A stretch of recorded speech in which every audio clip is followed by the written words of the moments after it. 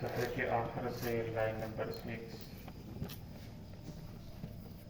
صفحے کے آخر سے لائن نمبر 5، سورۃ اعراف کی آیت نمبر 169۔ اعوذ باللہ من الشیطان الرجیم، بسم اللہ الرحمن الرحیم۔ والذین یمسکون بالکتاب وأقاموا الصلاة إنا لا نضيع أجر المصلحين وإذ نتقنا الجبل فوقهم كأنه ظلة وظنوا أنه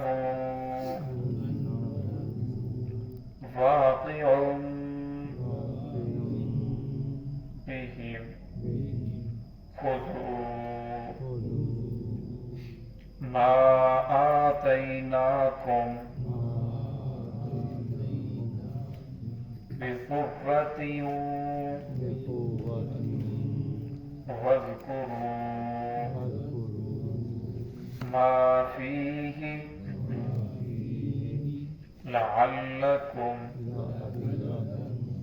تتقون۔ سماعت۔ بسم اللہ الرحمن الرحیم۔ والذین یمسکون بالکتاب وأقاموا الصلاة إنا لا نضيع أجر المصلحين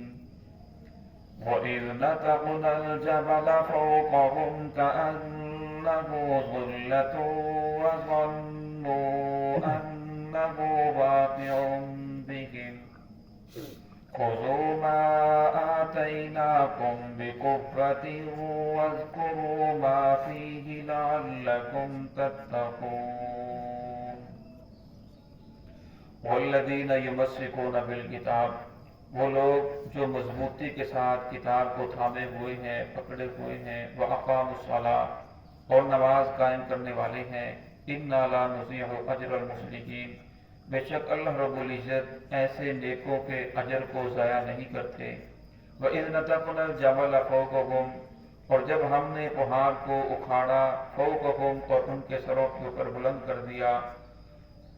كَأَنَّهُ ظُلَّةٌ، گویا کہ وہ صاحبان ہے، وَظَنُّوا، اور انہوں نے گمان کر لیا، أَنَّهُ واقع بِهِمْ، بے شک وہ ان کے اوپر گرنے والا ہے۔ خُذُوا، اللہ رب العزت نے فرمایا، پکڑو، مَا آتَيْنَاكُمْ، جو ہم نے تمہیں عطا کیا ہے، بِقُوَّةٍ، قوت کے ساتھ، وَاذْكُرُوا مَا فِيهِ، اور یاد کرو جو کچھ اس میں ہے، لَعَلَّكُمْ تَتَّقُونَ، تاکہ تم بچ جاؤ۔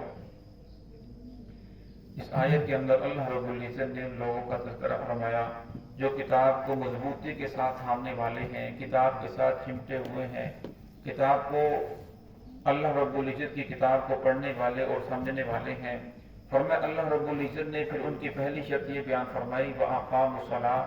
وہ نماز کو بھی قائم کرنے والے ہیں۔ فرمایا جو کتاب کو مضبوطی کے ساتھ تھام لے پھر نماز کو قائم کرے، فرمایا اللہ رب العزت اِنَّا لَا نُضِيعُ اجر المصلحین، ایسے نیکوں کے اجر کو ضائع نہیں کرتے۔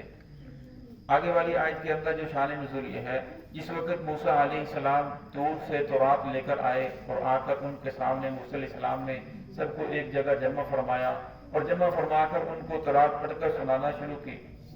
اب جہاں کوئی احکام مشکل آتا تو ایک دوسرے کی طرف، چہرے کی طرف دیکھتے اور بات بول پڑتے کہ ہم تو اس پر عمل نہیں کر سکتے، یہ تو بڑا مشکل ہے۔ تو موسیٰ علیہ السلام نے فرمایا پہلے خاموشی سے سن لو، پھر اس کے بعد جو بھی بات کرنی ہو سوال جواب آخر میں کرنا۔ موسیٰ علیہ السلام نے جب ان لوگوں کو تورات سنائی تو ان لوگوں نے انکار کر دیا، کہنے لگے سمیعنا، قرآن پاک کی آیت ہے، سمیعنا وعصینا، ہم نے سن لیا لیکن ہم نے نافرمانی کی، ہم ماننے کے لیے تیار نہیں ہے، لہذا ہم اس پر عمل نہیں کرتے۔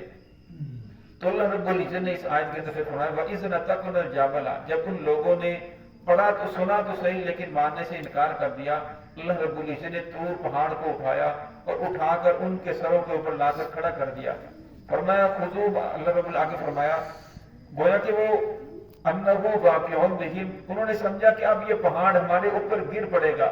تو مجبوراً وہ کہنے لگے کہ ہم آپ کی بات مانتے ہیں، ہم اسے قبول کریں گے، واقع بہم، جو آپ ہمیں کہہ رہے ہیں ہم اس کو ماننے کے لیے تیار ہیں، ہم اس پر عمل کرنے کے لیے تیار ہیں۔ تو اللہ نے فرمایا خذو،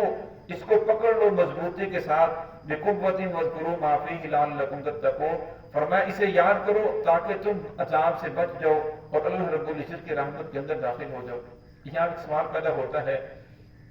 سورہ نحل کی آیت ہے لا اکراہ فی الدین، کہ دین کے اندر تو جبر نہیں ہے۔ بہت سارے لوگ آپ کو یہ کہتے ہوئے نظر آئیں گے کہ دین کے اندر تو سختی نہیں، دین کے اندر تو جبر نہیں۔ یہاں تو اللہ رب العزت نے طور پہاڑ ان کے سروں کے اوپر لا کر معلق کر دیا، فرمایا وہ اس سے یہ سمجھتے ہیں کوئی دین کے اوپر عمل کرے تب بھی ٹھیک ہے، نہ دین کے اوپر عمل کرے تو اس کے اوپر سختی نہیں کی جائے گی۔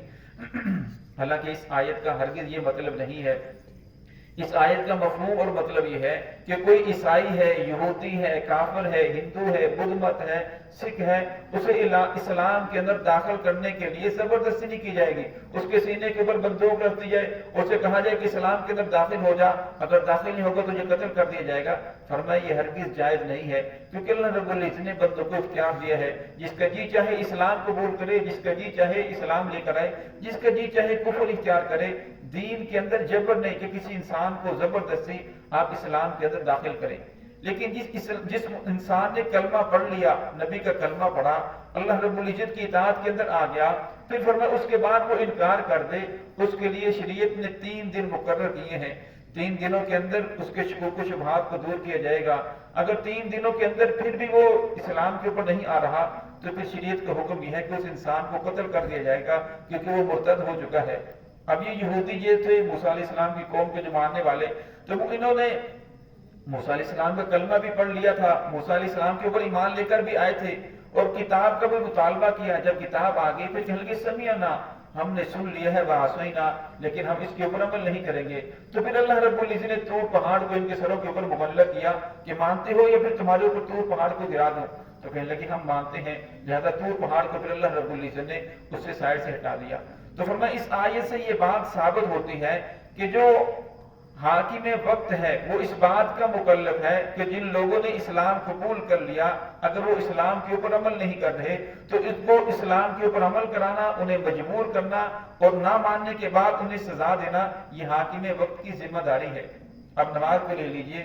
تینوں جو آئمہ ہیں، امام شافعی رحمۃ اللہ علیہ، امام مالک رحمۃ اللہ علیہ، امام احمد بن حنبل رحمۃ اللہ علیہ، یہ تینوں حضرات فرماتے ہیں کہ جو انسان نماز کو چھوڑ دے تو فرمایا ایک مرتبہ سے سمجھایا جائے گا، وہ کرتا ہے نماز پڑھوں گا لیکن نہیں پڑھتا، پھر دوسری مرتبہ سمجھایا جائے گا، پھر وہ کہتا ہے پڑھوں گا لیکن نہیں پڑھتا، تیسری مرتبہ حاکم جو وقت ہے اسے سمجھائے گا، وہ کہتا ہے نماز پڑھوں گا لیکن نہیں پڑھتا، تو پھر اس انسان کو قتل کر دیا جائے گا اور اس کی نماز جنازہ بھی نہیں پڑھی جائے گی، اسے مسلمانوں کے قبرستان کے اندر بھی نہیں دفن کیا جائے گا۔